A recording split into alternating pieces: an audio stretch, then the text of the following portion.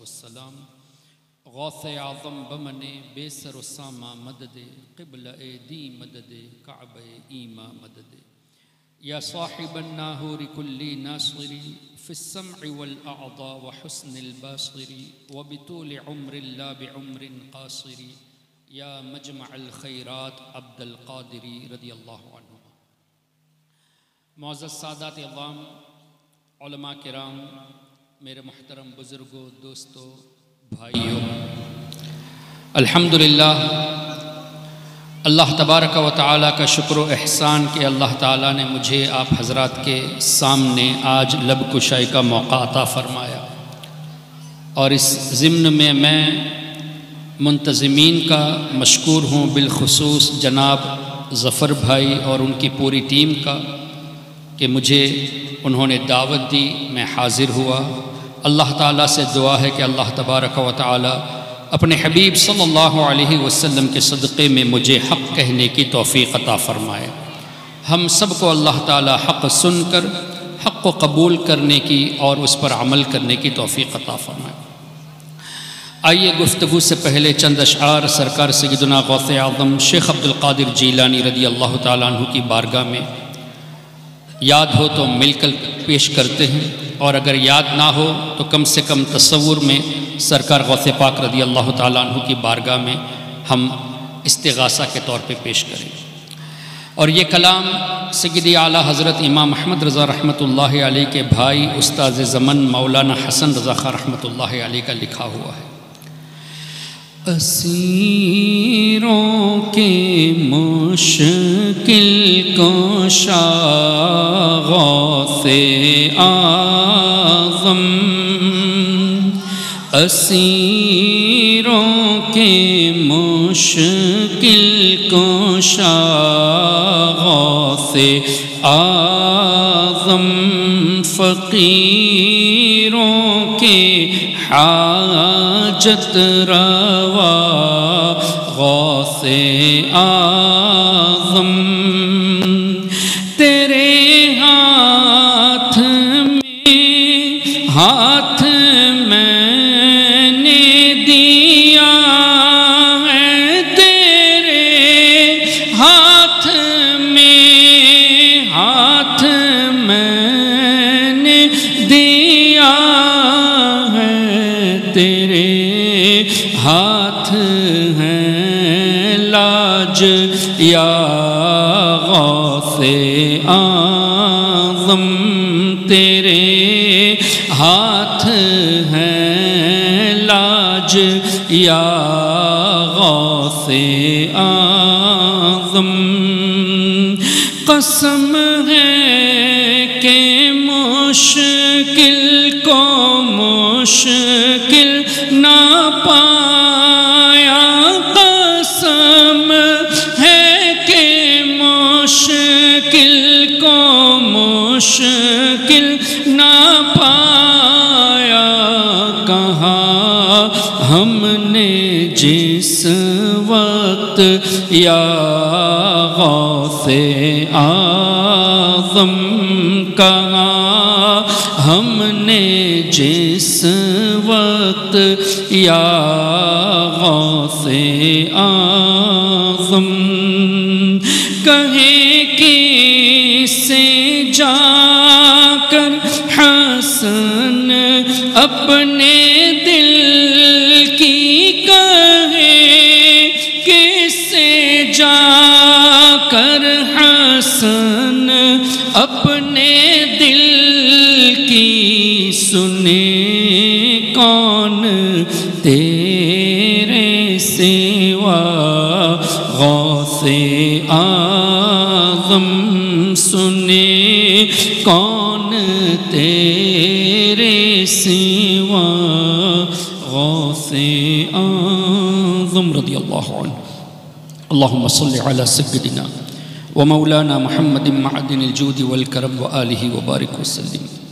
معزز سامعین، آپ نے جناب الحاج مولانا فاروق خان رضوی صاحب قبلہ سے ایک تحقیقی گفتگو سنی، اور ماشاءاللہ بڑی اچھی تحقیق ان کی ہے، اور بہت بہترین انداز سے غیر سنیوں کا جنازہ نکال دیتے ہیں۔ اللہ تعالی حضرت کو مزید ہمت عطا فرمائے، مزید علم میں برکتیں عطا فرمائے، اور جتنے بھی علماء اس سلسلے میں کوشش کر رہے ہیں اللہ تعالیٰ سب کو خوب برکتوں سے نوازے۔ معزز سامعین، یہاں علماء کرام موجود ہیں کثیر تعداد میں ماشاءاللہ، اور آپ جانتے ہیں کہ میں اہل زبان نہیں ہوں، میری زبان میمنی ہے،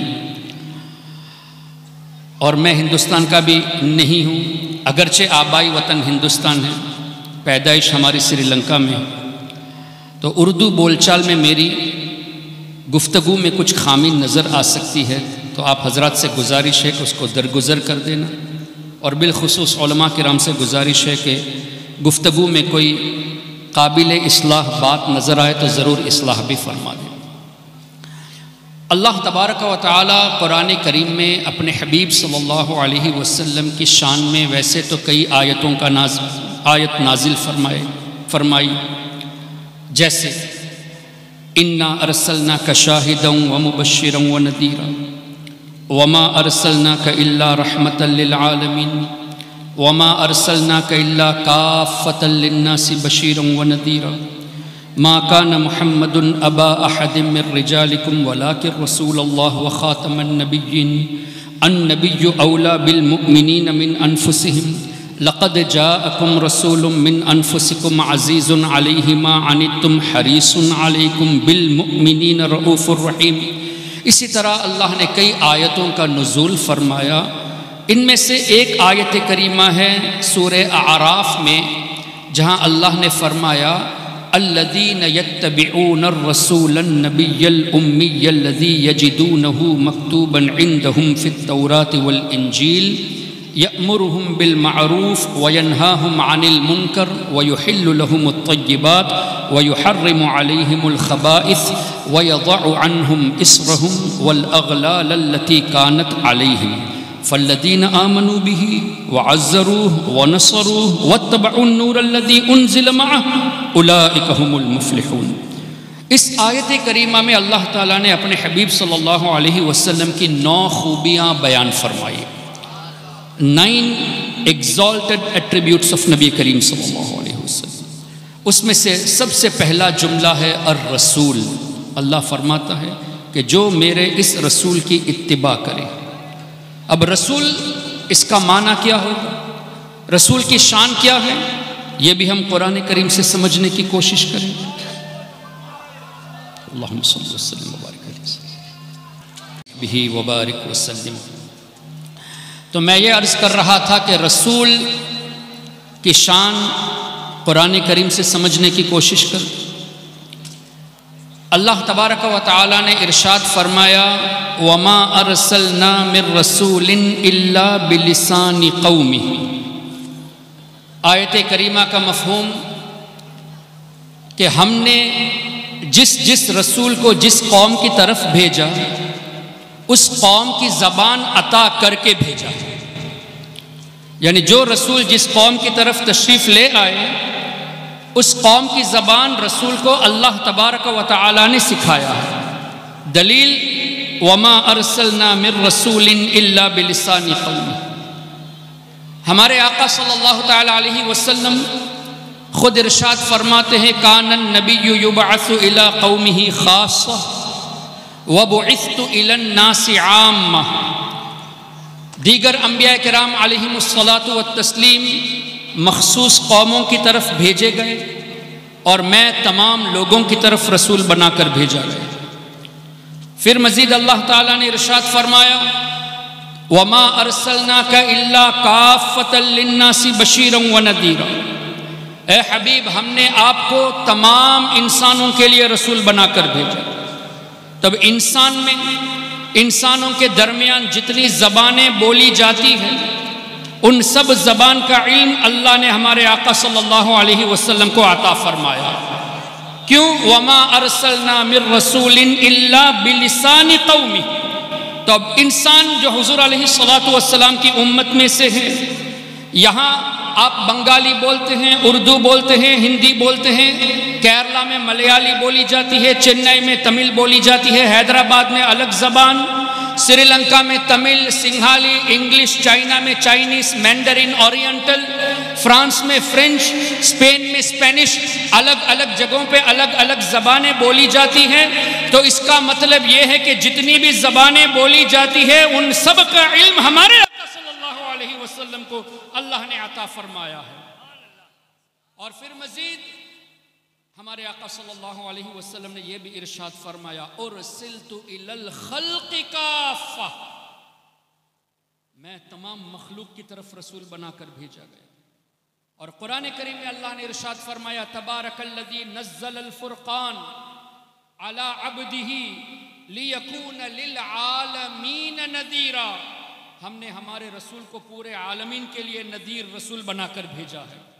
تو جب ہمارے آقا صلی اللہ علیہ وسلم عالمین کے لیے رسول ہیں تو عالمین میں صرف انسان نہیں ہیں، جنات بھی ہیں، فرشتے بھی ہیں، جانور بھی ہیں، پرندے بھی ہیں.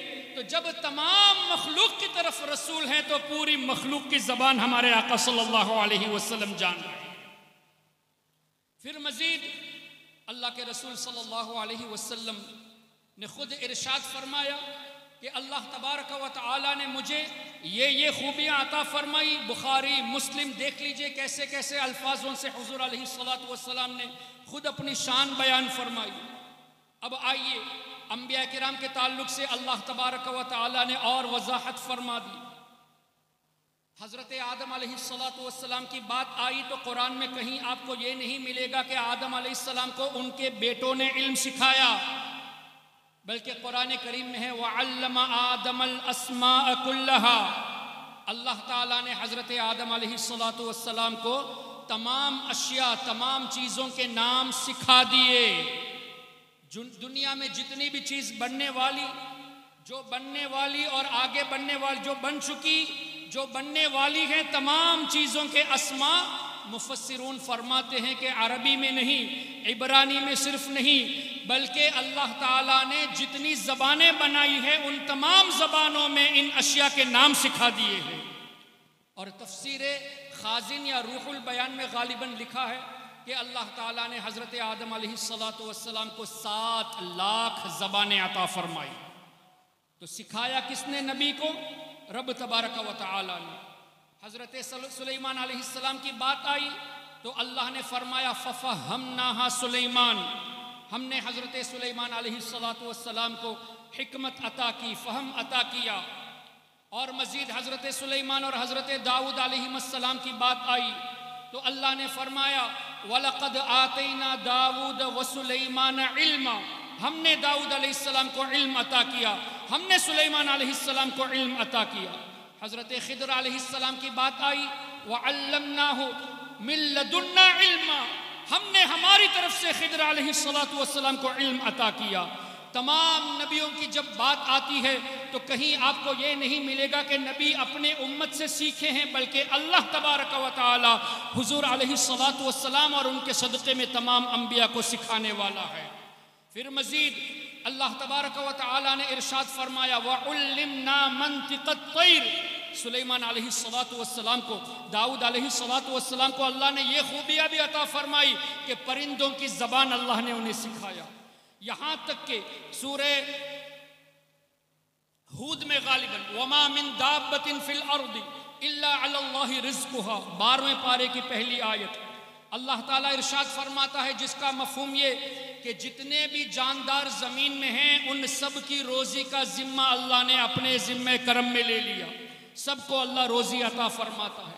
اس آیت کریمہ کی تفسیر اٹھا کر دیکھ لیجئے. مفسرون فرماتے ہیں کہ ایک مرتبہ سیدنا نبی موسیٰ علیہ السلام نے ایک خوبصورت پتھر کو دیکھا. اللہ تعالیٰ کا ارشاد ہوا اپنے عصا مبارک سے پتھر کو ماریے. انہوں نے پتھر پہ مارا، کریک ہو گیا، 2 ٹکڑے ہو گئے. اس کے اندر ایک پتھر موجود تھا. پھر اللہ کا حکم ہوا اس پتھر پہ بھی عصا مارا جائے. انہوں نے مارا، وہ بھی کریک ہوا. اس کے اندر ایک اور پتھر. اب کتنے پتھر ہوئے؟ ایک پتھر کے اندر دوسرا پتھر، اس کے اندر تیسرا پتھر. اس کو بھی مارا گیا، وہ بھی کریک ہوا. اس کے اندر ایک کیڑا موجود تھا اور کیڑے کے منہ میں روزی بھی تھی.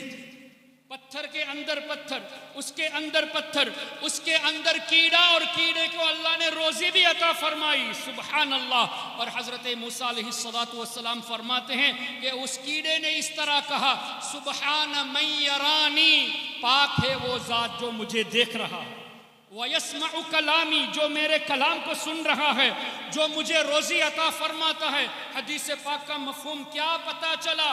کیڑے کی زبان حضرت موسیٰ علیہ السلام جان رہے ہیں اور سمجھ بھی رہے ہیں۔ اسی طرح نبی پاک صلی اللہ علیہ وسلم ایک موقع پہ ایک صحابی کے ساتھ تشریف لے گئے تھے، کہیں ایک نابینا پرندے کو دیکھا، اپنی زبان میں کچھ بول رہا تھا۔ اللہ کے رسول صلی اللہ علیہ وسلم نے اپنے صحابی سے اس طرح پوچھا کہ تم جانتے ہو یہ پرندہ کیا کہہ رہا ہے؟ صحابہ کرام کی عادت کریمہ، حضور علیہ السلام جب کچھ سوال فرماتے تو وہ اس طرح جواب دیتے، واللہ اعلم ورسولہ اعلم، اللہ بہتر جانے، اللہ کی عطا سے اس کے رسول بہتر جانے۔ بخاری شریف میں بھی آپ کو یہ الفاظ مل جائیں گے، واللہ اعلم ورسولہ اعلم۔ حضور علیہ السلام نے اس طرح ارشاد فرمایا کہ یہ پرندہ کہہ رہا ہے کہ اے اللہ تو نے مجھے نابینا بنایا ہے، اے اللہ مجھے بھوک لگی ہے، روزی کا انتظام فرما دے۔ تھوڑی دیر نہ ہوئی، ایک کیڑا اس پرندے کے منہ کے قریب آیا، اس نے اس کو کھا لیا۔ پھر حضور علیہ السلام نے پوچھا یہ پرندہ کچھ کہہ رہا ہے، کیا کہہ رہا تھا؟ اگین صحابی رسول نے اس طرح فرمایا، اللہ بہتر جانے اور اللہ کی عطا سے اس کا رسول بہتر جانے۔ حضور علیہ السلام نے فرمایا کہ یہ پرندہ اللہ کا شکر ادا کر رہا ہے۔ اس طرح کے مفہوم والی احادیث کیا پتہ چلا؟ ہمارے آقا صلی اللہ علیہ وسلم پرندے کی زبان کو بھی جانتے ہیں۔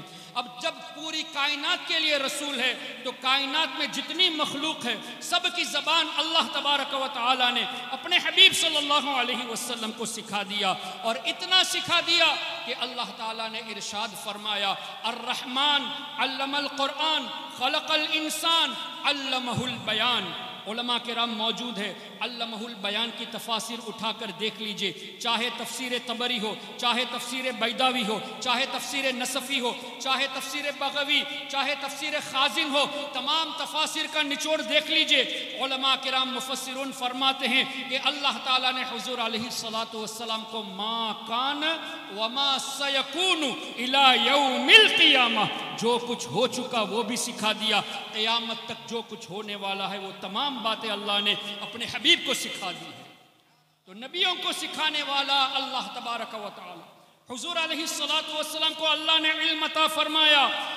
اب حضور صلی اللہ علیہ وسلم کی یہ شان قرآن کریم سے، لیکن آج دیوبندیوں کے ان اکابر نے اپنی کتابوں میں لکھا، جیسے کہ مولانا فاروق خان رضوی صاحب نے ابھی بتایا، براہین قاطعہ میں خلیل احمد امبیٹوی نے کیا لکھا؟ معاذ اللہ رب العالمین، حضور علیہ السلام کے علم کو اگر ثابت کرنے جاؤ گے تو یہ ایمان کا حصہ نہیں بلکہ شرک، اور شیطان کا علم حضور علیہ السلام سے بھی زیادہ ہے۔ مجھے بتائیے، ہمارے آقا صلی اللہ علیہ وسلم کے بارے میں آیتیں موجود ہیں، وَعَلَّمَكَ مَا لَمْ تَكُنْ تَعْلَمْ، اے حبیب ہم نے آپ کو وہ تمام چیزیں سکھا دی جو آپ نہیں جانتے تھے۔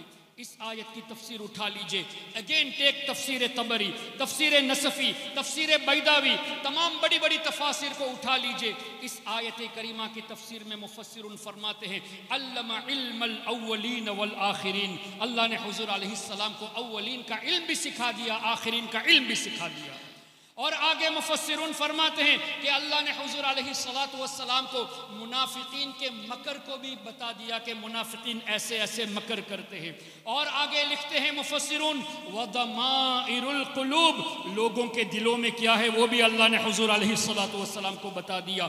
اب مفسرون کا یہ عقیدہ قرآن کریم کی تفسیر سے پتا چلا کہ حضور علیہ السلام کو اللہ تعالیٰ نے تمام چیزیں سکھا دی جو ہونے والی ہے، جو ہو چکی ہے، یہاں تک کہ آپ کے دل میں کیا ہے، میرے دل میں کیا ہے وہ بھی حضور جانتے ہیں۔ لیکن کیا شیطان کے بارے میں یہ آیت اس طرح آئی ہے وَعَلَّمَ شیطان الاسماء کلہا؟ نہیں، وَعَلَّمَ آدم الاسماء کلہا ہے، وَعَلَّمَكَ ہے، وَعَلَّمَ الشیطان ما لم تکن تعلم نہیں ہے۔ اس طرح کی آیتیں شیطان کے تعلق سے نہیں ہے بلکہ حضور علیہ السلام کے تعلق سے ہے۔ لیکن براہین قاطعہ میں خلیل احمد امبیٹوی نے لکھا شیطان کا علم حضور کے علم سے زیادہ ہے، اور اتنی بے وقوفی کر دی، اتنی شرارت کر دی کہ یہ بھی لکھتا ہے کہ حضور کا علم ثابت کرنے جاؤ گے تو مشرک ہو جاؤ گے، یہ ایمان کا حصہ نہیں۔ مجھے بتائیے محترم حضرات، شرک کا مطلب کیا ہوا؟ اللہ تعالیٰ کی ذات یا صفات میں کسی کو شریک ٹھہرانا۔ اب شیطان کا علم ثابت کرو، چونکہ تمہارے حساب سے نص سے ثابت ہے اور حضور سے زیادہ ہے، تو شیطان کا علم ثابت کرنا شرک نہیں، حضور کا علم ثابت کرنا شرک۔ مطلب اے وہابیو، اے دیوبندیو، تم شیطان کو اللہ کے برابر مان لیتے ہو۔ اگر حضور کے علم کو ثابت کرنا شرک ہے تو شیطان کے علم کو ثابت کرنا بھی شرک ہوگا۔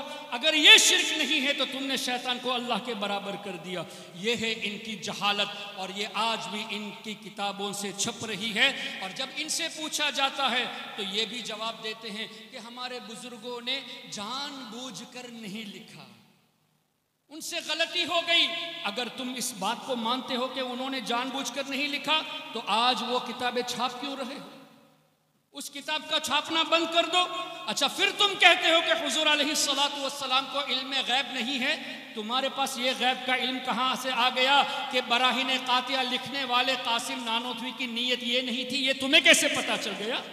تم تو حضور کے علم کا انکار کرتے ہو اور یہ بھی کہتے کہ ان کا ارادہ ایسا نہیں تھا۔ اس کا مطلب یہ ہے کہ یہ صرف جسٹیفائی کرتے ہیں اور لوگوں کو گمراہ کرنے کی کوشش کرتے ہیں۔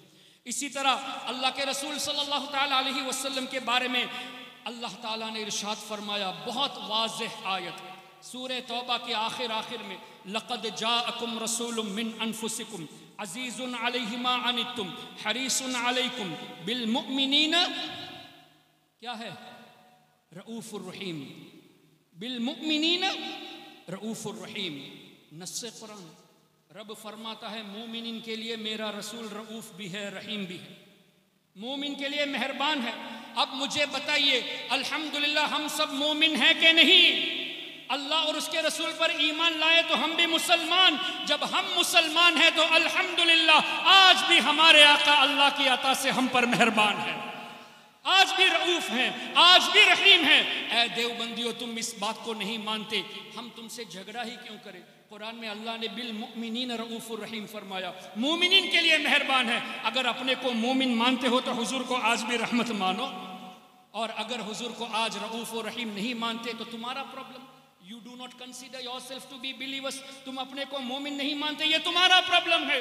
اور اسی طرح رب نے فرمایا، النبی اولا بالمؤمنین من انفسہم، میرا نبی مومنین کی اپنی جانوں سے زیادہ قریب ہے۔ تو جب حضور مومن کی جان سے زیادہ قریب ہے، ہم مومن ہیں تو حضور آج بھی ہم سے قریب ہے، اتنے قریب ہے کہ ہماری جان سے زیادہ قریب ہے۔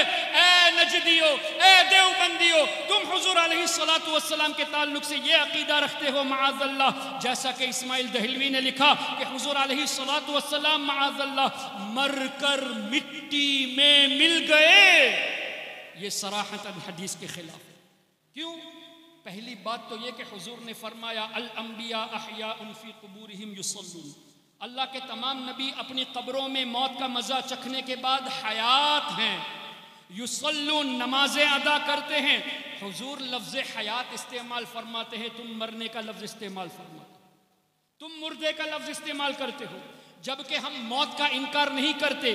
ایسے الفاظ کیوں نہیں بولتے کہ حضور علیہ السلام اس دنیا فانی سے رخصت ہو چکے، ٹیمپرری ورلڈ سے پرماننٹ ورلڈ کی طرف گئے، انتقال فرمائے؟ اس طرح کے الفاظ کیوں نہیں بولتے؟ لفظ مردہ کیوں کہتے ہو جو حدیث کے صراحتاً خلاف ہے؟ کیوں اللہ کے رسول نے فرمایا احیاء، اور یہ قرآن کریم کے بھی خلاف ہے؟ کیا اللہ نے انبیاء کے غلاموں کے بارے میں نہیں فرمایا وَلَا تَقُولُوا لِمَنْ يُقْتَلْ فِي سَبِيلِ اللَّهِ أَمْوَاتٌ، جو اللہ کی راہ میں شہید ہوئے ان کو مردہ نہ کہو، جبکہ نماز جنازہ پڑھی گئی، تدفین ہو گئی، روح جسم سے جدا ہو گئی، پھر بھی رب نے مردہ کہنے سے منع فرمایا۔ اور آگے سورہ آل عمران میں وَلَا تَحْسَبَنَّ الَّذِينَ قُتِلُوا، گمان بھی مت کرو کہ وہ مردہ ہے، اللہ انہیں روزی عطا فرماتا ہے۔ وہ اللہ کے نزدیک زندہ ہے۔ تو جب قرآن میں حیات کا لفظ موجود اور منع کیا گیا کہ نہ مردہ کہو نہ مردہ سوچو، تم انبیاء کرام کو لفظ مردہ سے یاد کرتے ہو، اور انبیاء کرام کے سردار، پوری کائنات کے سردار نبی پاک صلی اللہ علیہ وسلم کے لیے اس طرح کے الفاظ تم کہتے ہو کہ نبی مر کر مٹی میں مل گئے۔ ایک تو حیات، لفظ حیات کے خلاف ہوا، دوسرا حضور علیہ السلام نے فرمایا ان اللہ حرم علی الارض ان تأکل اجساد الانبیاء، بے شک اللہ نے زمین پر حرام قرار دیا کہ وہ نبیوں کے جسموں کو کھائے۔ فنبی اللہ حی، اللہ کے نبی حیات ہیں، یرزق، روزی بھی دی جاتی ہے، یہاں بھی حیات کا لفظ ہے۔ اور مٹی جب کھا نہیں سکتی تو جسم سلامت ہے، جب جسم سلامت ہے تو تم ہوتے کون ہو کہنے والے کہ مٹی میں مل گئے؟ یہ بھی تو حدیث کے خلاف ہوا۔ حدیث کے خلاف واضح تم بیان کرتے ہو، کتابوں میں لکھ کر تم چھاپتے ہو، اور سنیوں کو مشرک کہتے ہو۔ حضور علیہ السلام کے بارے میں جب رب نے فرما دیا النبی اولا بالمؤمنین من انفسہم، مومنین کی اپنی جانوں سے زیادہ قریب ہے، مطلب حیات ہیں تبھی تو قریب ہے۔ موت کا مزہ چکھنے کے بعد حیات ہے تبھی تو قریب ہے۔ ارے ہم اس وقت آسنسول ویسٹ بنگال میں ہیں، اس وقت سری لنکا میں کتنے مسلمان ہیں، آپ کے بنگلہ دیش میں کتنے ہیں، یورپ میں کتنے مسلمان ہیں، عرب میں کتنے مسلمان ہیں، جہاں جہاں مسلمان ہیں ان سب کے قریب ہمارے آقا ہے۔ اس کا مطلب حضور کو پتا ہے کون سا مومن اس وقت کس جگہ پر موجود ہے، ورنہ قریب کیسے ہوتے؟ بنگلہ دیش کے مسلمانوں سے بھی قریب، ٹوکیو کے مسلمانوں سے بھی قریب، ڈربن کے مسلمانوں سے بھی قریب، دلی کے مسلمانوں سے بھی قریب۔ کیا پتا چلا؟ اللہ کے حبیب اللہ کی عطا سے یہ جانتے ہیں کہ کون مسلمان کس جگہ پر موجود ہے۔ یہ بھی تفسیر سے ثابت کیا جا سکتا ہے۔ اللہ نے ارشاد فرمایا انا ارسلناک شاہدا، اے حبیب ہم نے آپ کو گواہ بنا کر بھیجا، لیکن اعلیٰ حضرت پر قربان جائے۔ اعلیٰ حضرت نے اس کا ترجمہ فرمایا اے میرے نبی ہم نے آپ کو حاضر و ناظر بنا کر بھیجا۔ جبکہ شاہدن کا معنی ان جنرل گواہ ہے، لیکن اعلیٰ حضرت فرماتے ہیں کہ اللہ نے فرمایا ہم نے آپ کو حاضر و ناظر بنا کر بھیجا۔ اور الحمدللہ ہم نے جب ایسی آیتوں کو دیکھا جو بظاہر ایسا لگتا ہے کہ ڈائریکٹ ٹرانسلیشن نہیں ہے، پھر تفسیر اٹھا کر دیکھتے ہیں تو بات وہی، نچوڑ وہی جو اعلیٰ حضرت نے فرمایا۔ مفسرون فرماتے ہیں شاہدن کی تفسیر میں انہو شاہد فی الدنیا باحوال الآخرہ، حضور علیہ السلام دنیاوی زندگی میں ہیں لیکن آخرت کے احوال کے گواہ ہیں، یہاں تک کہ جنت کے بھی گواہ ہیں، جہنم کے بھی گواہ ہیں۔ اور آگے مفسرون فرماتے ہیں وَأَنَّهُ شَاهِدٌ فِي الْآخِرَةِ بِأَحْوَالِ الدُّنْيَا، حضور علیہ السلام آخرت میں دنیا کے گواہ ہیں۔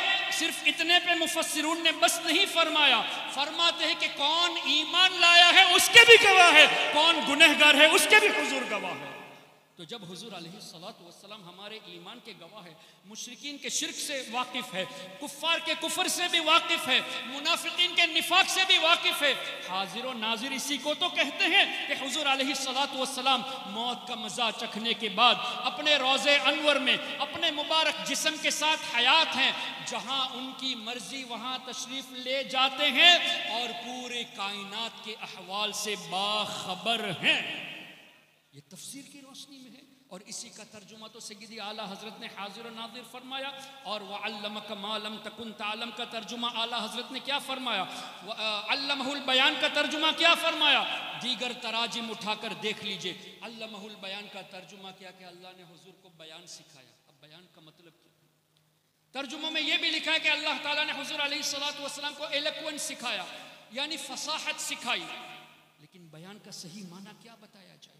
اعلیٰ حضرت نے اس کا ترجمہ فرمایا علمہ البیان، کہ اللہ نے آپ کو ما کان وما یکون کا علم سکھایا، اور یہی بات تفسیر میں موجود ہے، ما کان وما سیکون الی یوم القیامہ۔ ایک تفسیر میں نہیں، کئی تفاسیر میں یہ الفاظ موجود ہے۔ تو امام اہل سنت، مجدد دین و ملت، اعلیٰ حضرت پروانہ شمع رسالت امام شاہ احمد رضا خاں رحمۃ اللہ علیہ کا ترجمہ قرآن اور حدیث کی روشنی میں۔ بات چونکہ دیوبندیت کی چل رہی تھی، آپ اٹھا کر دیکھ لیجئے اشرف علی تھانوی کا ترجمہ، اس لیے نہیں کہ ان کو فالو کرنا ہے، نہیں، تحقیق کرنا چاہے تو اشرف علی تھانوی کا ترجمہ، ابو الاعلیٰ مودودی کا ترجمہ، اسی طرح دوسرے دیوبندی نجدیوں کے ترجمہ اٹھا کر دیکھ لیجئے۔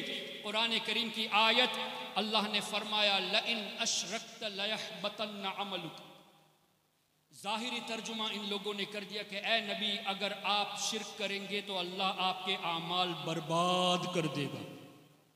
لئن اشرکت لیحبطن عملک، اگر آپ شرک کریں گے تو آپ کے تمام اعمال برباد کیے جائیں گے۔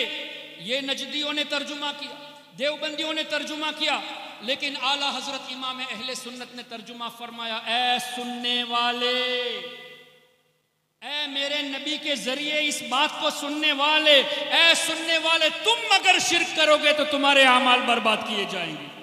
حضور سے خطاب نہیں، بظاہر خطاب حضور سے، لیکن پیغام امت کو۔ اس آیت کی ترجمے میں اعلیٰ حضرت نے یہ جو اے سننے والے فرمایا اپنی طرف سے نہیں، بلکہ مفسرون نے فرمایا ایھا السامع، اے سننے والے کے لفظ یہ تفسیر میں موجود ہے۔ اور مفسرون نے یہ بھی فرمایا الخطاب للنبی والمراد به امته، خطاب بظاہر حضور سے ہے لیکن مراد امت ہے، یعنی امت کو یہ پیغام دیا جا رہا ہے۔ حضور تو شرک کر ہی نہیں سکتے، کیوں؟ وہ تو شرک کو مٹانے تشریف لائے۔ کیا ہمارے آقا صلی اللہ علیہ وسلم نے اس طرح ارشاد نہیں فرمایا بخاری شریف میں انا محمد، میں محمد ہوں جس کی سب سے زیادہ تعریف کی جائے، وَأَنَا أَحْمَدُ، میں احمد جو اللہ کی سب سے زیادہ تعریف کرنے والا ہوں، أَنَا الْمَاحِي الَّذِي يَمْحُ اللَّهُ بِيَ الْكُفْرِ، میں مٹانے والا ہوں، اللہ میرے ذریعے کفر کو مٹاتا ہے۔ تو جب حضور کے ذریعے کفر مٹ جاتا ہے کیا حضور شرک کر سکتے ہیں؟ اللہ اکبر۔ تو ان دیوبندیوں نے ایسی شرارتیں کی۔ ایک اور شرارت ان دیوبندیوں نے کی ہے، قرآن کریم میں سورہ بقرہ میں غالباً 121 نمبر آیت اور 140 یا 42 میں بھی دو جگہ پہ اس طرح کے الفاظ وَلَئِنِ اتَّبَعْتَ أَهْوَاءَهُم مِّن بَعْدِ مَا جَاءَكَ مِنَ الْعِلْمِ مَا لَكَ مِنَ اللَّهِ مِن وَلِيٍّ وَلَا نَصِيرٍ، جس کا مفہوم ہے کہ اے نبی جو یہ ترجمہ کرتے اگر آپ یہودیوں کی اور نصرانیوں کی پیروی کریں گے تو اللہ آپ کی مدد نہیں فرمائے گا۔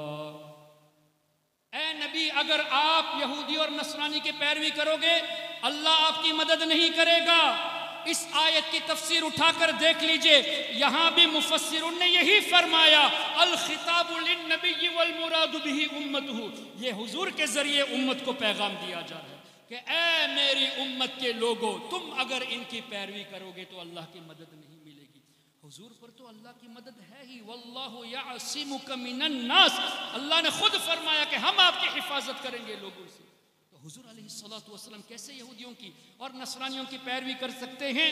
اعلیٰ حضرت نے اس آیت کے ترجمے میں انہی مفسرون کے اقوال کو پیش نظر رکھتے ہوئے فرمایا اے سننے والے اگر تم یہودی اور نصرانیوں کی پیروی کرو گے تو اللہ تعالیٰ تمہارا حامی نہیں ہوگا، تمہیں مدد نہیں ملے گی۔ اس طرح ان نجدیوں نے، ان دیوبندیوں نے ہمارے آقا صلی اللہ علیہ وسلم کے تعلق سے ایسی باتیں کر دی اللہ اکبر جو صراحتاً قرآن کریم کے بھی خلاف ہے اور احادیث طیبہ کے بھی خلاف ہے۔ اسی طرح تقویت الایمان اٹھا کر دیکھ لیجئے، اسماعیل دہلوی نے کہا کہ جو یہ عقیدہ رکھے کہ اللہ تعالیٰ نے حضور علیہ السلام کو اختیار دیا ہے وہ بدتر ہے، وہ کافر ہے، اس طرح کے الفاظ لکھے گئے ہیں۔ اور ابن عبد الوہاب نجدی نے کتاب التوحید میں لکھا کہ اگر کوئی یہ عقیدہ رکھے کہ حضور کو اللہ تعالیٰ کی عطا سے اختیار دیا گیا تو وہ ابو جہل سے بدتر کافر ہے یا ابو جہل کی طرح کافر ہے۔ اب مجھے بتائیے، اللہ نے قرآن کریم میں ارشاد فرمایا، جو آیت کریمہ میں نے پڑھی اس کا اگلا حصہ وَيُحِلُّ لَهُمُ الطَّيِّبَاتِ وَيُحَرِّمُ عَلَيْهِمُ الْخَبَائِثِ، اللہ نے فرمایا میرے حبیب کی یہ شان کہ پاک چیزوں کو حلال کرتے ہیں، ناپاک چیزوں کو حرام کرتے ہیں۔ تو حضور کو اللہ نے اختیار دیا نہیں تب۔ پھر نبی پاک صلی اللہ تعالیٰ علیہ وسلم نے کتنی احادیث شاہد ہے اس بات پر کہ مردوں کے لیے تو سونا حرام ہے، لیکن حضرت سراقہ رضی اللہ عنہ کے تعلق سے حضور ہی نے بشارت دی کہ کیسر و کسریٰ کے کنگن آپ کے ہاتھ میں دیکھ رہا ہوں۔ جب کیسر و کسریٰ حضرت فاروق اعظم کے زمانے میں فتح ہوا، مسلمانوں نے فتح حاصل کی، تو کیا ہوا؟ ایک تو یہ کہ فاروق اعظم کے دور میں جو واقعہ ہونے والا ہے ایڈوانس میں حضور علیہ السلام اس کی خبر دے رہے ہیں کہ اے سراقہ تمہارے ہاتھ میں کیسر و کسرا کے کنگن دیکھ رہا ہوں۔ واقعات میں آتا ہے کہ ایک مرتبہ حضرت سراقہ رضی اللہ تعالیٰ عنہ بیمار ہوئے، ان کے گھر والے سمجھے کہ اس بیماری میں شاید یہ انتقال کر جائے۔ حضرت سراقہ رضی اللہ عنہ نے اس طرح فرمایا، کیا سمجھتے ہو کہ مجھے موت آ جائے گی؟ ہرگز موت نہیں آئے گی، کیونکہ میرے آقا نے فرمایا کہ میرے ہاتھ میں کیسر و کسرا کے کنگن دیکھے ہیں، تو جب تک وہ ہاتھ میں نہیں پہنوں گا تب تک موت مجھے نہیں آئے گی۔ یہ تھا عقیدہ صحابہ کرام رضوان اللہ علیہم اجمعین کا۔ پھر فاروق اعظم کے دور میں یہ پریکٹیکلی بھی ثابت ہو گیا تھا۔ اسی طرح قرآن کریم میں اللہ تعالیٰ نے واضح ارشاد فرما دیا، کسی چیز کی گواہی میں 2 مرد یا 1 مرد اور 2 عورتیں، لیکن نبی پاک صلی اللہ علیہ وسلم نے کیا حضرت خزیمہ رضی اللہ تعالیٰ عنہ کی ایک گواہی 2 مردوں کے برابر نہیں فرما دی؟ یہ اختیار نہیں تو کیا ہے؟ یہ تو احادیث سے ثابت ہے، قرآن سے ثابت ہے۔ اس کے باوجود بھی ابن عبد الوہاب نجدی نے لکھا کہ اگر کوئی یہ عقیدہ رکھے کہ اللہ کی عطا سے حضور علیہ السلام اختیار رکھتے ہیں تو ابو جہل جیسا کافر ہے، معاذ اللہ رب العالمین۔ قرآن اور حدیث کا دعویٰ کرنے والے قرآن اور حدیث کے خلاف آپ کے نوجوانوں کے ذہنوں میں باتیں ڈال کر آپ کے نوجوانوں کے عقائد کو خراب کرتے ہیں، گمراہیت کی طرف لے جاتے ہیں اور رفتہ رفتہ کفر کی طرف لے جاتے ہیں۔ اسی طرح جب اللہ نے ارشاد فرما دیا انا ارسلنا شاہدہ، کیا اللہ تعالیٰ اپنے اس وعدے میں سچا نہیں ہے کہ اے حبیب ہم نے آپ کو شاہد بنا کر بھیجا؟ جب اللہ نے فرما دیا اے حبیب ہم نے آپ کو عالمین کے لیے رحمت بنا کر بھیجا، تو کیا اللہ تعالیٰ سچ نہیں بولتا؟ اللہ نے فرما دیا اے حبیب صلی اللہ علیہ وسلم ہم نے آپ کو یہ خوبی عطا کی، یہ خوبی عطا کی، انا اعطیناک الکوثر ورفعنا لک ذکرک ولسوف یعطیک ربک فترضی۔ یہ سب بشارتیں جو اللہ نے دی، حضور کی شان جو بیان فرمائی، کیا یہ سچ نہیں ہے؟ لیکن کیا ہے، دیوبندیوں نے اپنی کتاب میں جیسے فتاوی رشیدیہ میں رشید احمد گنگوہی نے کہا کہ اللہ تعالیٰ یہ صرف نہیں کہ جھوٹ بولنے پر قادر، بلکہ وعدہ خلافی پر بھی اللہ تعالیٰ قدرت رکھتا ہے۔ وعدے خلف وعید پر بھی اللہ تعالیٰ قادر ہے، یعنی وعدے کے خلاف بھی اللہ تعالیٰ کر سکتا ہے۔ جب اس پر ہنگامہ ہوا تو خلیل احمد امبیٹوی نے براہین قاطعہ میں اس کو جسٹیفائی کر کے جھوٹ بولا۔ کیا جھوٹ بولا؟ کہ یہ کذب کا جو مسئلہ ہے، اللہ تعالیٰ کے تعلق سے جھوٹ بولنے کا مسئلہ ہے، یہ کوئی جدید نیا مسئلہ نہیں ہے۔ اکابر علماء میں اس پر اختلاف تھا، متقدمین میں اختلاف تھا، لیکن کسی ایک متقدمین میں سے کسی کا نام پیش نہیں کیا۔ ہم جب کہتے ہیں کہ ہمارے بزرگوں نے لکھا ہے تو ڈنکے کی چوٹ پر کہتے ہیں کہ شیخ محقق شاہ عبدالحق محدث دہلوی نے مدارج النبوت میں لکھا، امام جلال الدین سیوطی شافعی نے الجامع الصغیر میں لکھا ہے، امام تقی الدین سبکی نے شفاء السقام میں لکھا ہے۔ ہم ریفرنس کے ساتھ بولتے ہیں کہ ہمارے بزرگوں نے ایسی باتیں کہی ہیں، اور تم کہتے ہو کہ بزرگوں میں اختلاف تھا، کسی ایک عالم کا نام تو بتا دو۔ کیا امام اعظم نے یہ کہا کہ اللہ تعالیٰ جھوٹ بولنے پر قادر ہے کہ تم کہتے ہو کہ بزرگوں میں اس پر اختلاف تھا؟ کیا امام شافعی نے یہ کہا؟ کیا امام مالک نے کہا؟ کیا امام احمد نے کہا؟ کیا غوث اعظم سرکار بغداد نے کہا؟ کیا خواجہ خواجگاہ نے؟ کیا حضرت مخدوم سمنہ نے کہا؟ کسی بزرگ نے نہیں کہا۔ تو اس کا مطلب کیا ہوا؟ جھوٹ بول کر عوام کو دھوکہ دیتے ہیں۔ اور ان کی ایک اور مکاری، چونکہ حضرت قبلہ موجود ہے میں زیادہ وقت لینا نہیں چاہتا، ان کی ایک اور مکاری آج آپ کے سامنے نہیں ہے تو کل آئے گی۔ اگر ہے تو اور ذہن کو مضبوط بنا لے، نہیں تو ابھی سے تیار ہو جائے۔ جو عربی جاننے والے علماء ہیں جن کو دیوبندیوں کی حقیقت نہیں معلوم، ان علماء کے سامنے خلیل احمد امبیٹوی نے اشرف علی تھانوی کے مرنے کے بعد، قاسم نانوتوی کے مرنے کے بعد، رشید احمد گنگوہی کے مرنے کے بعد یہ خلیل احمد امبیٹوی حرمین شریفین پہنچا، اور وہ دور تھا کہ ان چاروں پر جو کفر کا فتویٰ دیا گیا تھا اکابرین دیوبند پر، جن علماء نے کفر کا فتویٰ دیا تھا ان تمام علماء دنیا سے پردہ کر چکے تھے۔ تو بعد والے علماء کے پاس خلیل احمد امبیٹوی گیا اور کہا کہ آپ کے بڑے علماء نے ہم پر کفر کا فتویٰ دیا ہے، جبکہ ہمارے عقائد تو وہی ہے جو آپ کے ہیں۔ المہند نام کی کتاب لکھی، اور المہند میں یہ لکھتے ہیں کہ ہم اس چیز کو مانتے ہیں، میلاد کو ہم مانتے ہیں، نیاز کو مانتے ہیں، فاتحہ کو مانتے ہیں، ہمارا عقیدہ یہ ہے، وسیلہ کو ہم مانتے ہیں۔ تو بعد والے علماء نے اب یہ کہا کہ اگر تمہارے عقائد یہ ہیں تو کفر کا فتویٰ پھر نہیں ہے۔ اب عرب علماء کے سامنے ان لوگوں نے مکاری کی، وہاں یہ کتابیں دکھائی، ہندوستان، پاکستان، بنگلہ دیش میں ابھی بھی وہ پرانی کتابیں چھاپ بھی رہے ہیں۔ یہ منافقت نہیں تو اور کیا ہے؟ یہاں آپ کے یہاں دیوبندیوں کی مسجد قریب میں ہے، یہاں دیوبندی رہتے ہیں، کان کھول کر سن لے اے دیوبندیوں، ایسی منافقت کو چھوڑ دو۔ کسی کے سامنے اپنے دفاع کے لیے مہنت پیش کرتے ہو اور یہاں کے لوگوں کو گمراہ کرنے کے لیے براہین قاطیہ، حفظ الایمان، فتاوی رشیدیہ اور دیگر کتابیں چھاپ کر لوگوں کو گمراہ کرتے ہو۔ یہ دیوبندیوں کی منافقت اتنی خطرناک ہے کہ میں تو کہتا ہوں غیر مقلد اہل حدیث وہابی اگرچہ بدترین لوگ ہیں، قرآن کریم کی وہ آیتیں جو مشرکین کے تعلق سے نازل ہوئی، ان آیتوں کو اللہ کے نیک بندوں پر فٹ کیا، اور حضرت عبداللہ ابن عمر رضی اللہ عنہما کا فرمانا بخاری شریف میں موجود خوارج کے باب میں کہ یہ بدترین مخلوق ہے خارجی، ورسٹ کریشن ہے۔ کیوں؟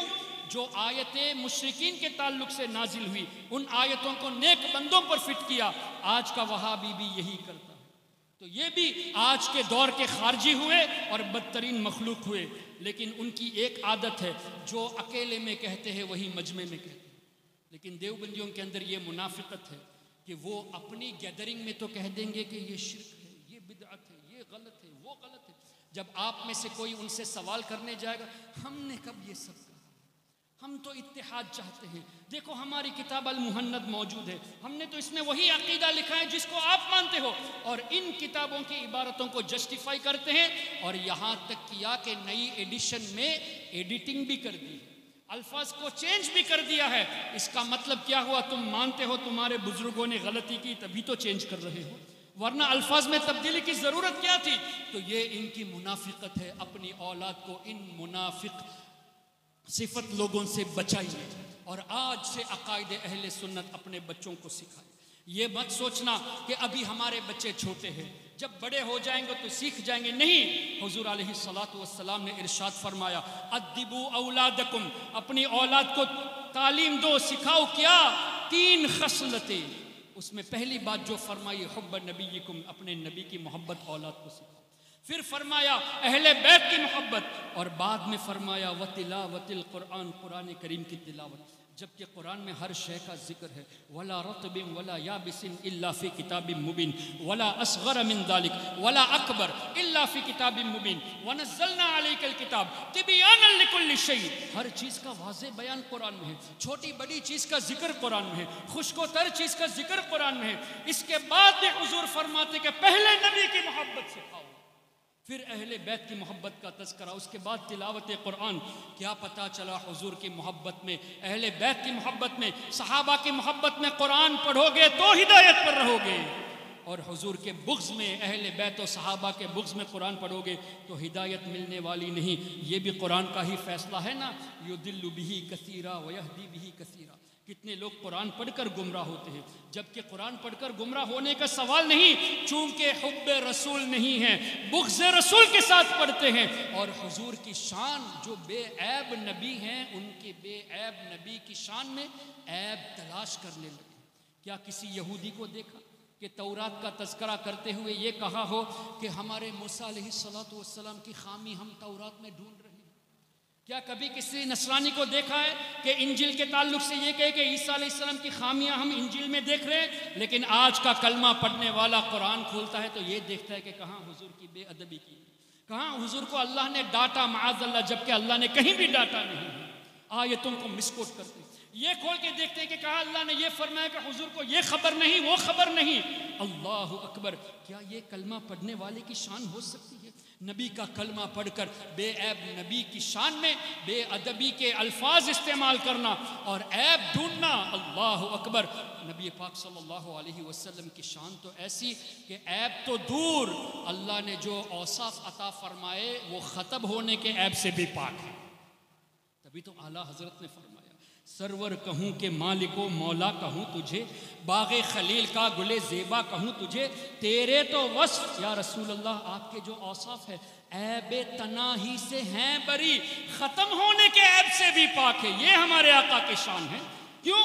وَرَفَعْنَا لَكَ ذِكْرَكَ وَلَلْآخِرَةُ خَيْرٌ لَكَ مِنَ الْأُولَى، ہر آنے والی گھڑی پچھلی گھڑی سے بہتر. تو اب حضور کا درجہ اور بلند ہو گیا، اب اور بلند ہو گیا. ہر گھڑی بلند ہوتا رہتا ہے تو عیب ختم ہونے کے عیب سے پاک ہوئے. تو اعلیٰ حضرت نتیجے میں فرماتے ہیں تیرے تو وصف عیب تناہی سے ہیں بری، حیراں ہوں میرے شاہ میں کیا کیا کہوں تجھے، لیکن رضا نے ختم سخن اس پہ کر دیا، خالق کا بندہ خلق کا آقا کہوں تجھے. اس کو اور آسان لفظوں میں اعلیٰ حضرت کے بڑے صاحبزادے حجت الاسلام مولانا حامد رضا خان رحمۃ اللہ علیہ نے یوں فرمایا: محمد مصطفیٰ نور خدا نام خدا تم ہو، شہ خیر الورا شان خدا صلی علی تم ہو، حبیب کبریا تم ہو، امام الانبیاء تم ہو، محمد مصطفیٰ تم ہو، محمد مجتبیٰ تم ہو، غریبوں درد مندوں کی دوا تم ہو، دعا تم ہو، فقیروں بے نواؤں کی صدا تم ہو، ندا تم ہو،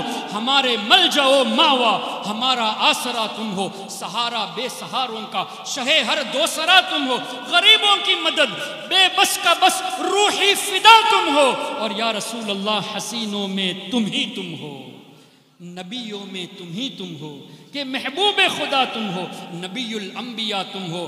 اتنی تعریف کرنے کے بعد فرماتے ہیں مولانا حامد رضا رحمۃ اللہ علیہ کہ یا رسول اللہ ہم آپ کو خدا تو نہیں کہہ سکتے اور نہ ہی خدا سے جدا کہہ سکتے.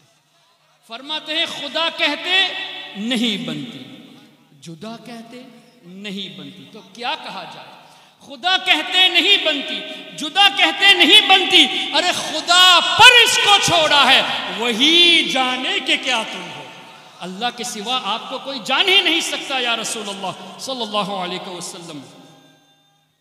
یا رسول اللہ زندہ باد زندہ باد. تو اس طرح اللہ کے رسول صلی اللہ علیہ وسلم کی شان قرآن اور حدیث کی روشنی میں بیان کی گئی ہے. اور ہمارا مقصد بھی یہی ہے کہ نبی پاک صلی اللہ علیہ وسلم کے تعلق سے جو قرآن اور حدیث کو اپنی طرف سے تراجم پیش کر کے مسکوٹ کر کے جو آپ کے ایمان کو لوٹتے ہیں ان سے بچانے کی کوشش ہمارے اکابرین کی ہے اور ہمارے علماء ہمارے مفکرین کی ہے. اس لیے ضروری ہے کہ آج سے ہی، کل کا بھی انتظار مت کریں، ابھی سے نیت کر لے کہ ہمیں عقائد اہل سنت سیکھنا ہے. اور اس کے لیے اتنے علماء آپ کے یہاں ماشاءاللہ موجود ہیں. آپ ان سے کہیں گے کہ حضرت ہمیں ہفتے میں 1 گھنٹہ ٹائم دیجئے. بہار شریعت میں 12-13 چیپٹر ہے عقائد کے تعلق سے. اللہ پر کیسے ایمان رکھا جائے، نبیوں پر کیسے ایمان رکھا جائے، فرشتوں پر کیسے ایمان رکھا جائے، جنت جہنم یوم آخرت شفاعت، ان سب کا تذکرہ موجود ہے.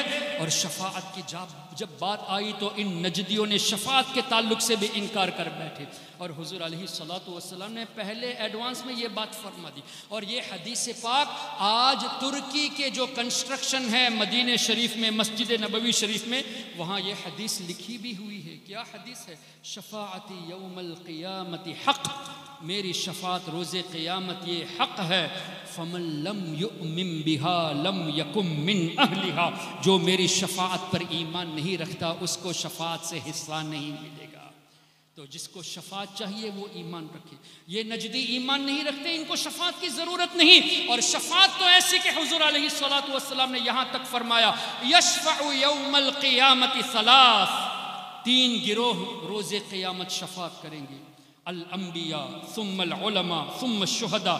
جماعت انبیاء شفاعت کرے گی، شہداء شفاعت کریں گے. اور شہداء سے پہلے علماء کا تذکرہ ہے، علماء شفاعت کریں گے، شہداء شفاعت کریں گے. اور بھی حدیثوں میں آیا حفاظ شفاعت کریں گے، حاجی شفاعت کریں گے. اسی طرح چھوٹے بچے جو انتقال کر جاتے ہیں وہ شفاعت کریں گے. لیکن حدیث میں یہ بھی آیا کہ انبیاء کرام یہ فرمائیں گے جیسے حضرت آدم، حضرت نوح، حضرت موسیٰ، حضرت عیسیٰ، حضرت ابراہیم علیہ السلام، نفسی نفسی اذهبوا الی غیری، کسی اور نبی کے پاس جاؤ. یہ کیوں فرمائیں گے جب حضور نے فرمایا کہ انبیاء بھی شفاعت فرمائیں گے؟ انبیاء جب شفاعت کریں گے تو یہ کیوں فرمایا؟ اور اعلیٰ حضرت نے یہ کیوں فرمایا؟ خلیل و نجی، مسیح و صفی، سبھی سے کہیں بھی بنی یہ بے خبری کہ خلق پھری کہاں سے کہاں تمہارے لیے. اسی میں اس کا جواب ہے، کہاں سے کہاں تمہارے لیے، یعنی یہ کہ یا رسول اللہ، دراصل بات یہ ہے کہ یہاں آپ کی شان اس طرح دکھانا مقصود کہ انبیاء کرام جانتے ہیں کہ وہ شفاعت فرمائیں گے، لیکن اذهبوا الی غیری کہنے میں حکمت یہ ہے ہم اس وقت شفاعت کریں گے جب ہمارے سب کے نبی شفاعت کا دروازہ کھولیں گے، حضور شفاعت کا دروازہ کھولیں گے، اس کے بعد ہم سب شفاعت کریں گے۔ اس کو بہت واضح لفظوں میں اعلیٰ حضرت نے یوں فرما دیا، خلیل و نجی، مسیح و صفی، سبھی سے کہیں بھی بنی یہ بے خبری۔ اب رہی بات کتابوں میں آیا، بخاری شریف میں ہے، مسلم شریف میں ہے، دیگر کتب احادیث میں ہے کہ سب کے سب آدم علیہ السلام کے پاس جائیں گے، نہ صرف ان کی تعریف کریں گے بلکہ ان سے مدد بھی مانگیں گے۔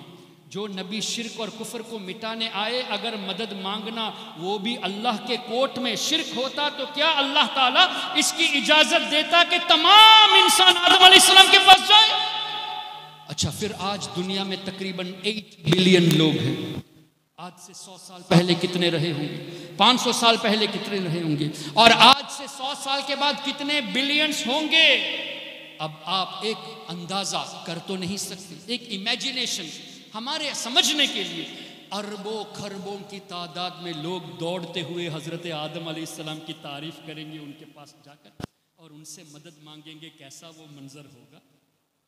پھر ان اربوں کھربوں لوگوں کو آدم علیہ السلام فرمائیں گے کہ تم دوسرے نبی حضرت نوح علیہ السلام کے پاس جاؤ، ایک نبی دوسرے نبی کی طرف بھیج رہے ہیں، تو تمام اربوں لوگ دوڑتے ہوئے حضرت نوح علیہ السلام کے پاس جائیں گے، تعریف بھی کریں گے، مدد بھی حاصل کریں گے۔ وہ کہیں گے ابراہیم علیہ السلام کے پاس جاؤ، تو تمام لوگ یہ حضرت ابراہیم علیہ السلام کے پاس جائیں گے، پھر حضرت موسیٰ علیہ السلام، پھر حضرت عیسیٰ علیہ السلام، آخر میں حضرت عیسیٰ علیہ السلام اس طرح فرمائیں گے تم ان کے پاس جاؤ جو ہم سب کے آقا، ہم سب کے نبی ہیں۔ اور حضور کیا فرمائیں گے؟ اذهبوا الی غیری، کسی اور کے پاس جاؤ۔ اگر یہ فرما دے تو ہم جائیں کہاں؟ حضور تو فرمائیں گے انا لہا، میں تو شفاعت کے لیے ہوں۔ اور بخاری، مسلم، دیگر کتب احادیث حضور علیہ الصلوۃ والسلام فرماتے ہیں میں اللہ کی بارگاہ میں ایک طویل سجدہ کروں گا، او کما قال، اس سجدے میں اللہ کی ایسی حمد بیان کروں گا کہ الفاظ وہ حمد کے اس وقت دیے جائیں گے۔ غیب کی خبر ہے کہ نہیں؟ میں سجدہ کروں گا، ایسا ایسا ہوگا، اور وہ الفاظ مجھے دیے جائیں گے۔ اور الفاظ کیسے ہوں گے؟ آج تک کسی نے اللہ کی ایسی حمد بیان نہیں کی، وہ ایسے الفاظ ہوں گے۔ پھر اللہ فرمائے گا یا محمد، اے میرے حبیب صلی اللہ علیہ وسلم، ارفع رأسک، سجدے سے اپنے سر مبارک کو قل، آپ کہیے، تسمع، آپ کی بات سنی جائے گی، سل تعطا، آپ مانگیے آپ کو عطا کیا جائے گا، واشفع تشفع، آپ شفاعت کیجئے آپ کی شفاعت قبول کی جائے گی۔ حضور فرماتے ہیں کہ روز قیامت اللہ کی اجازت ملے گی، میں شفاعت کروں گا۔ کئی حدیثیں ہیں، ایک حدیث اس سلسلے میں پیش کر دیتا ہوں۔ حضور علیہ السلام فرماتے ہیں انی اشفع یوم القیامت لاکثر مما علی وجہ الارض من شجر وحجر ومدر، او کما قال، حضور فرماتے ہیں بے شک روز قیامت زمین میں جتنے درخت ہے، جتنے پتھر ہے، جتنے کنکر ہے، ان سب سے زیادہ لوگوں کی میں شفاعت کروں گا۔ آپ کو پتہ ہے آسنسول میں کتنے درخت ہیں؟ آسنسول شہر میں کتنے پتھر ہے، کتنے کنکر ہے؟ یہاں روئے زمین کی بات ہو رہی ہے۔ انی اشفع یوم القیامت لاکثر مما علی وجہ الارض، ارض کا لفظ ہے تو مطلب حضور جانتے ہیں کہ روئے زمین میں کتنے درخت ہیں، کتنے پتھر اور کتنے کنکر ہیں، اور کتنے لوگوں کی میں شفاعت کروں گا، حضور ایڈوانس میں جانتے ہیں۔ ایسے نبی کے بارے میں اس طرح کے الفاظ لکھ کر ان دیوبندیوں نے، وہابیوں نے ہمارے نوجوانوں کے ایمان کو لوٹنے کی کوشش کی۔ تو عرض یہ تھی آپ حضرات سے، ابھی سے نیت کر لے، ہفتے میں 1 گھنٹہ مانگیے، 12-13 ٹاپک سے 3 مہینے میں بہار شریعت کا پہلا حصہ مکمل ہو جائے گا، اور آپ انشاءاللہ اپنے عقیدے میں مضبوط ہو جائیں گے۔ اس کے بعد ختم نہیں کرنا، اور 3 مہینے آپ سے چاہتا ہوں۔ اس 3 مہینے میں چلو ہفتے میں 1 گھنٹہ صحیح۔ جاء الحق مفتی احمد یار خان نعیم رحمۃ اللہ علیہ کی کتاب، اسی طرح دیگر کتب عقائد، اس کو آپ جدید اعتراض کے ساتھ پڑھیے، جوابات قرآن اور حدیث کی روشنی میں سیکھیے، انشاءاللہ مزید 3 مہینے میں یعنی ٹوٹل 6 مہینے میں ایمان ایسا مضبوط ہو جائے گا جیسے استاد زمن مولانا حسن رضا خان رحمۃ اللہ علیہ نے فرمایا کہ یا رسول اللہ صلی اللہ علیہ وسلم، یہ ایمان تو آپ کا دیا ہوا تحفہ ہے، اور کیا دشمن اس ایمان کو لوٹ سکتا ہے؟ ایمان کو ایسا مضبوط بنانا چاہیے۔ استاد زمن فرماتے ہیں مجھ سے کیا لے سکے عدو ایمان، مجھ سے کیا لے سکے عدو ایمان، یا رسول اللہ وہ بھی دیا ہوا تیرا، آپ کا دیا ہوا ایمان دشمن مجھ سے لوٹ سکے؟ تو حضور علیہ الصلوۃ والسلام کی یہ شان۔ تو ایسی محافل جہاں ہمارے عقائد کی اصلاح کے علماء کرام کوشش کرتے ہیں، کہیں بھی اس طرح کی محفل ہو ضرور شرکت کرنے کی کوشش کرے، اپنے عقائد کو مضبوط کرے۔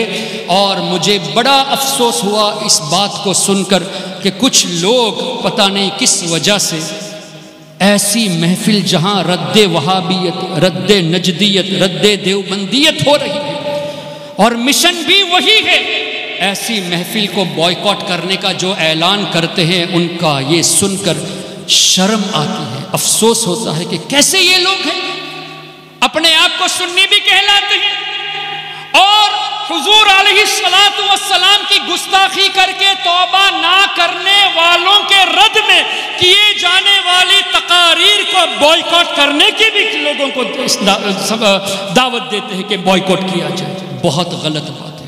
اگر آپ شریک نہیں ہونا چاہتے کسی وجہ سے، ہم نے آپ کو زبردستی نہیں کی کہ you must attend this program, نہیں، لیکن کسی کو روکو تو مت۔ آپ نے روکا ہے تو کس کو روکا ہے؟ ان نوجوانوں کو روکا ہے جو یہاں آ کر اپنے ایمان کو مضبوط کرنے کی کوشش کر سکتے تھے۔ الحمدللہ الحمدللہ، لیکن یہ جو حضور کوشش کی گئی، چاہے کوئی بھی ہو، میں سب کو نہیں جانتا، یہ جو کچھ ہوا یہ غلط ہوا۔ کیوں؟